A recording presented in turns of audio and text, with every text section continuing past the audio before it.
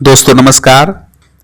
आज हम लोग का जो टॉपिक है वह है भारतीय पुनर्जागरण एक राष्ट्र का। ठीक है, एक राष्ट्र का मंथन। 19वीं और 20वीं शताब्दी के सामाजिक धार्मिक सुधार आंदोलनों का हम लोग विश्लेषण करने वाले हैं। ठीक है, तो इसकी पृष्ठभूमि देखें तो जब समाज और धर्म जड़ता में जकड़े थे, 19वीं शताब्दी का भारत राजनीतिक उथल पुथल और सामाजिक ठहराव का दौर था। समाज और धर्म में सती प्रथा, बाल विवाह और जातिगत भेदभाव जैसी अनेक कुरीतियां व्याप्त हो चुकी थी। अंग्रेजों ने इस सामाजिक दुर्बलता का लाभ उठाकर अपनी सत्ता को और मजबूत किया। यह वह समय था जब एक नए भारतीय मध्यम वर्ग का उदय हो रहा था, जो इन समस्याओं पर प्रश्न उठाने के लिए तैयार था। मंथन के बाहरी उत्प्रेरक को देखें तो पश्चिम से आती परिवर्तन की लहरें। तो किस प्रकार से पश्चिम से यानी कि ब्रिटिश क्षेत्र से आई, तो ये था पश्चिमी सभ्यता से संपर्क हुआ, पाश्चात्य शिक्षा का प्रभाव पड़ा और ईसाई मिशनरियों की भी इसमें भूमिका रही।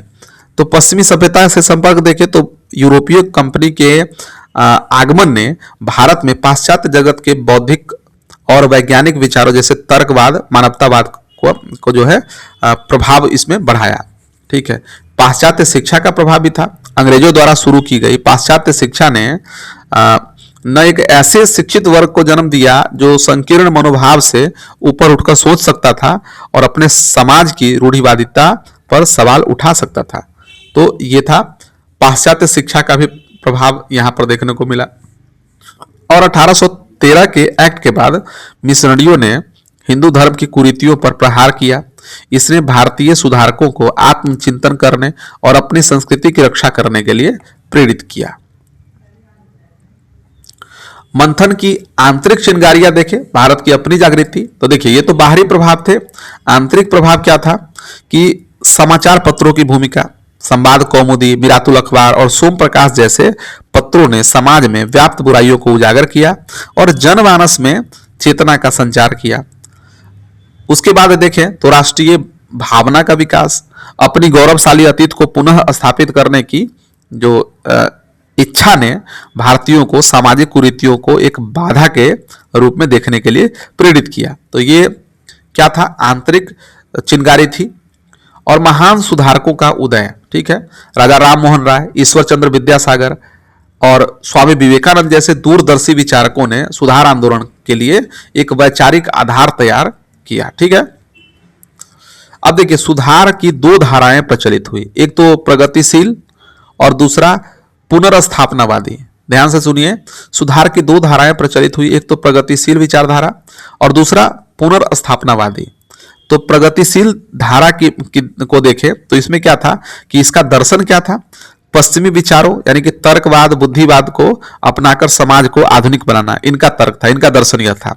उदाहरण के लिए आप देख सकते हैं ब्रह्म समाज, ठीक है, सती प्रथा का उन्मूलन, प्रमुख केंद्र इसका था बंगाल और महाराष्ट्र। ये प्रगतिशील धारा के जो है देखते थे, यहाँ प्रगतिशील धारा के सुधार के क्षेत्र थे।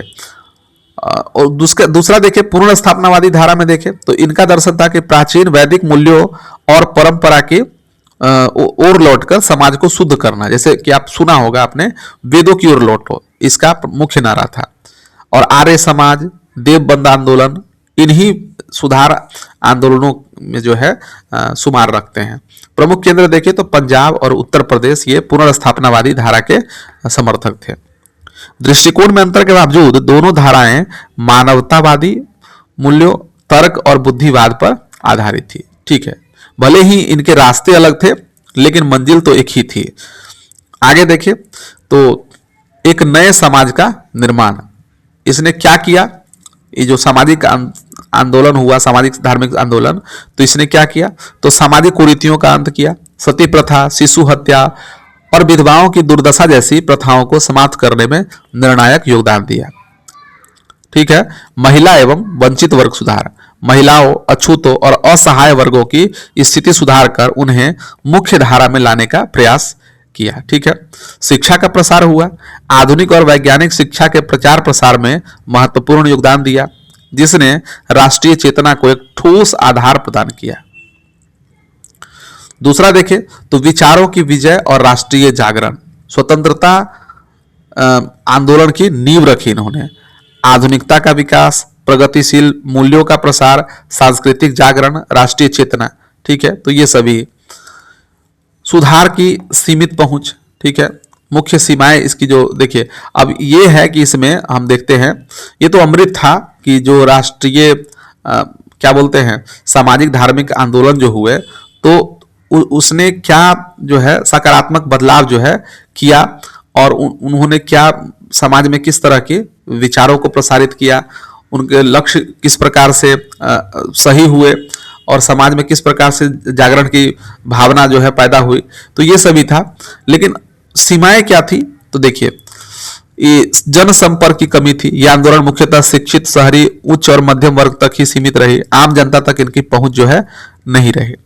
ठीक है, ग्रामीण क्षेत्र अछूते रहे। भारत के विशाल ग्रामीण आबादी पर इनके सुधारों का प्रभाव जो है वो न्यूनतम रहा। इसके बाद है सुधार की आंशिक सफलता। विधवा पुनर्विवाह जैसे कानून बनने के बावजूद व्यवहारिक स्तर पर बहुत कम परिवर्तन हुए और कुरीतियां जो है वो बनी रही। ठीक है, ये अलग बात है कि अवेयरनेस फैला, जागरूकता फैली, लेकिन क्या हुआ कि वो जो सीमित उसका जो है स्वरूप देखने को मिला। ठीक है, इसके बाद देखें तो अनपेक्षित वैचारिक परिणाम मिला।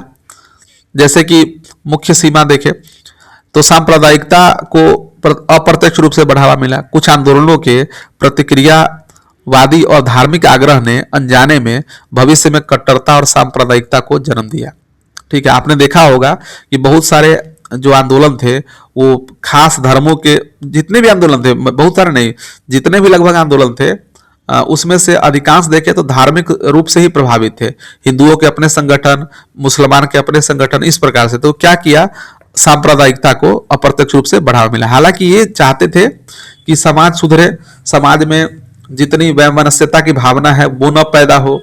ठीक है, समाज जो है तर्कवाद और बुद्धिवाद को इसमें बल मिले समाज में, लेकिन जो भी हो, लेकिन अप्रत्यक्ष रूप से इन्होंने सांप्रदायिकता को जरूर बढ़ावा दिया। तो ये था। सांस्कृतिक पक्षपात का आरोप भी लगता है इस पर। प्राचीन संस्कृति पर अत्यधिक बल देने के कारण मध्यकालीन ऐतिहासिक संस्कृति, विशेषकर इंडो इस्लामिक संस्कृति की उपेक्षा हुई। फिर देखें महिला सुधार में कमी।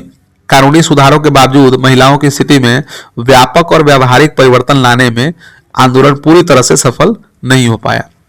ठीक है, तो ये था।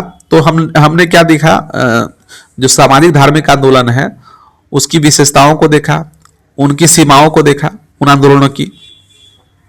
अब हम लोग देख लेते हैं कि किस प्रकार से आधुनिक भारत की नींव जो है इस आंदोलन ने रखी। तो अपनी सीमाओं और आंशिक सफलता के बावजूद यह आंदोलन भारतीय पुनर्जागरण का अग्रदूत था। ठीक है, इसने पहली बार भारतीय समाज की समस्याओं पर राष्ट्रीय स्तर पर बहस छेड़ी। ठीक है, इसने वह वैचारिक और सामाजिक भूमि तैयार की जिस पर स्वतंत्रता संग्राम की भव्य इमारत जो है वो खड़ी हुई। यह एक अधूरी क्रांति हो सकती है, लेकिन यह एक आवश्यक क्रांति थी जिसने आधुनिक भारत के निर्माण की नींव रखी। ठीक है, आप समझ रहे हैं कि ये जो सामाजिक धार्मिक सुधार आंदोलन हुए, ये तर्कवाद, मानवतावाद, शिक्षा, सामाजिक समानता पर आधारित यह आंदोलन था। तो आप इस पर आलोचना कर सकते हैं, इसकी आलोचना कर सकते हैं कि जितने अपेक्षित, जितनी बड़े स्तर के आंदोलन होने चाहिए थे उतने नहीं हुए। लेकिन समय की मर्यादा होती है, समय की पाबंदी होती है, और समय एक साथ ही कोई भी आंदोलन, जैसे 1857 क्रांति ही हमने पढ़ी, तो ऐसा तो नहीं था कि पूरे भारत में ऐसा फैल गया और उसने कुछ नहीं किया, ऐसा नहीं था। तो इस आंदोलन की भी अपनी एक सीमा थी भले ही, लेकिन इसने कहीं ना कहीं जो है एक स्वतंत्रता संग्राम की जो है नींव जरूर डाली थी। तो इस प्रकार से हम लोगों ने ये जो है सामाजिक धार्मिक आंदोलन, इसका पूरा अध्ययन किया। मिलते हैं अगले वीडियो में, तब तक के लिए धन्यवाद।